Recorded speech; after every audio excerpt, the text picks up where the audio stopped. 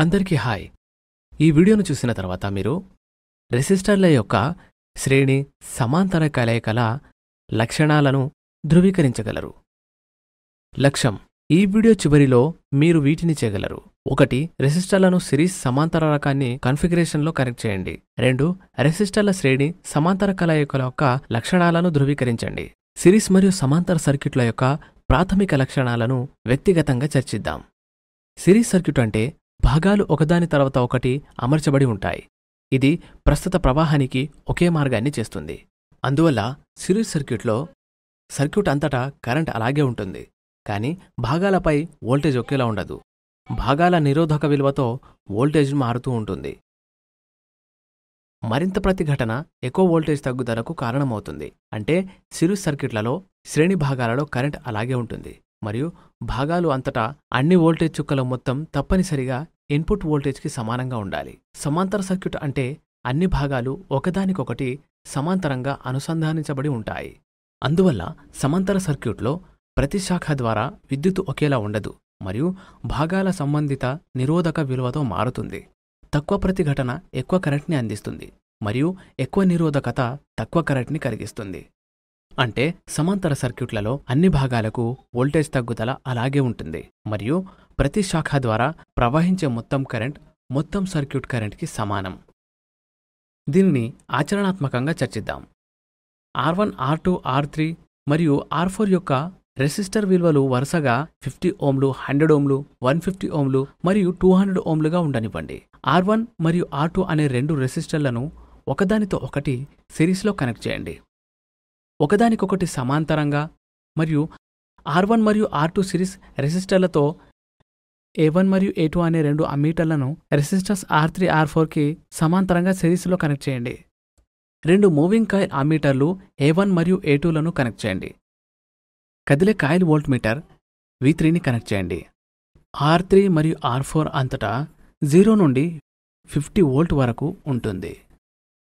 Input వద్ద variable DC మూలాన్ని సర్క్యూట్కు కనెక్ట్ చేయండి. 10 వోల్ట్స్, 15 వోల్ట్స్, 20 వోల్ట్స్, 25 వోల్ట్స్ మరియు 30 వోల్ట్స్ వంటి విభిన్న వోల్టేజ్లను సెట్ చేయండి మరియు ఇచ్చిన పట్టికకు అనుగుణంగా ఉండేలా చూసేందుకు అమ్మీటర్ మరియు వోల్ట్ మీటర్ రీడింగ్లను కొలవండి. అమ్మీటర్ A1 మరియు A2 నుండి ప్రవాహాల మొత్తం Aకి సమానంగా ఉందని మరియు V1, V2 మరియు V3 మొత్తం DC మూలంలో సెట్ చేయబడిన ఇన్పుట్ వోల్టేజ్కి సమానముందని ధృవీకరించండి. దీనిని మరొక సర్క్యూట్తో చర్చిద్దాం.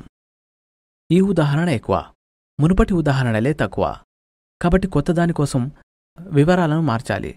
ఒకదానితో ఒకటి సిరీస్లో రెండు సమాంతర సర్క్యూట్లని చెప్పండి. ఇతర సర్క్యూట్లతో చర్చిద్దాం.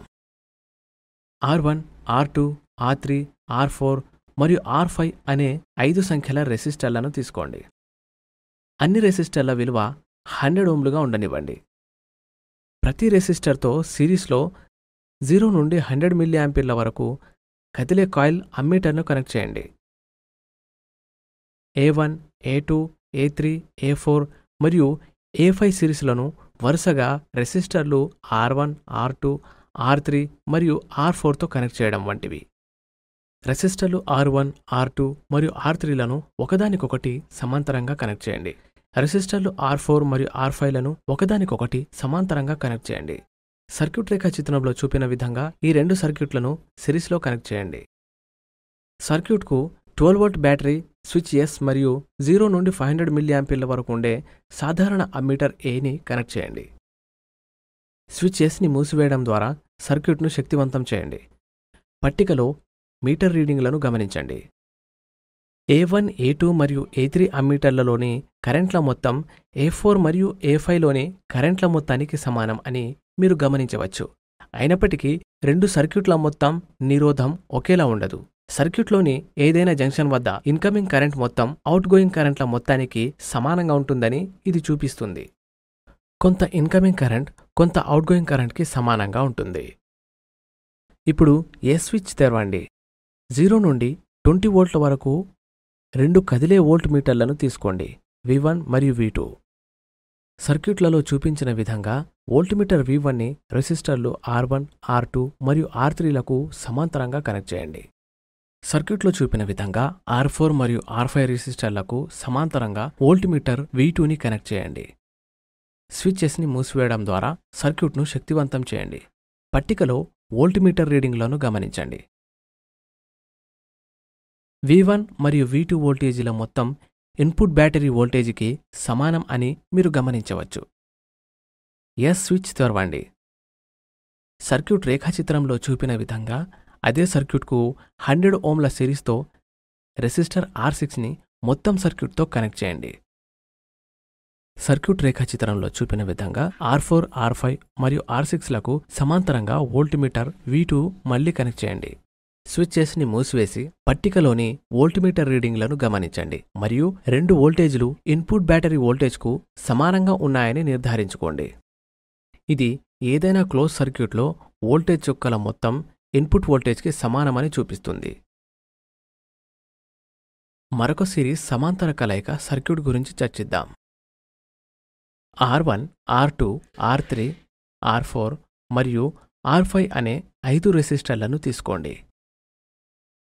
రెసిస్టర్లు R1, R2, R3, R4 మరియు R5 విలువలు వరుసగా 50 ఓంలు, 100 ఓంలు, 150 ఓంలు, 200 ఓంలు మరియు 250 ఓంలుగా ఉండనివ్వండి. ప్రతి రెసిస్టర్తో సిరీస్లో 0 నుండి 50 మిల్లీయాంపియర్ల వరకు ఉండే మూవింగ్ కాయిల్ అమ్మీటర్లను కనెక్ట్ చేయండి. A1, A2, A3, A4 మరియు A5 సిరీస్లు వరుసగా R1, R2, R3, R4 మరియు R5 వరకు. రెసిస్టర్లు R2, R3, R4 మరియు R5లను ఒకదానికొకటి సమాంతరంగా కనెక్ట్ చేయండి. సర్క్యూట్ రేఖాచిత్రంలో చూపిన విధంగా R1 సిరీస్లోని రెసిస్టర్లను సర్క్యూట్కు కనెక్ట్ చేయండి.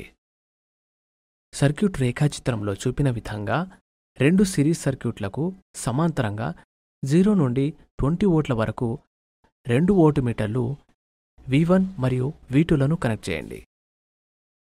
సర్క్యూట్ రేఖాచిత్రంలో చూపిన విధంగా వేరియబుల్ DC విద్యుత్ సరఫరాను స్విచ్ Sతో సర్క్యూట్కు కనెక్ట్ చేయండి. వేరియబుల్ DC విద్యుత్ సరఫరాలో వోల్టేజ్ స్థాయి కనీస సెట్టింగ్లో ఉందని నిర్ధారించుకోండి. DC విద్యుత్ సరఫరాను ఆన్ చేసి స్విచెస్ని మూసివేయండి.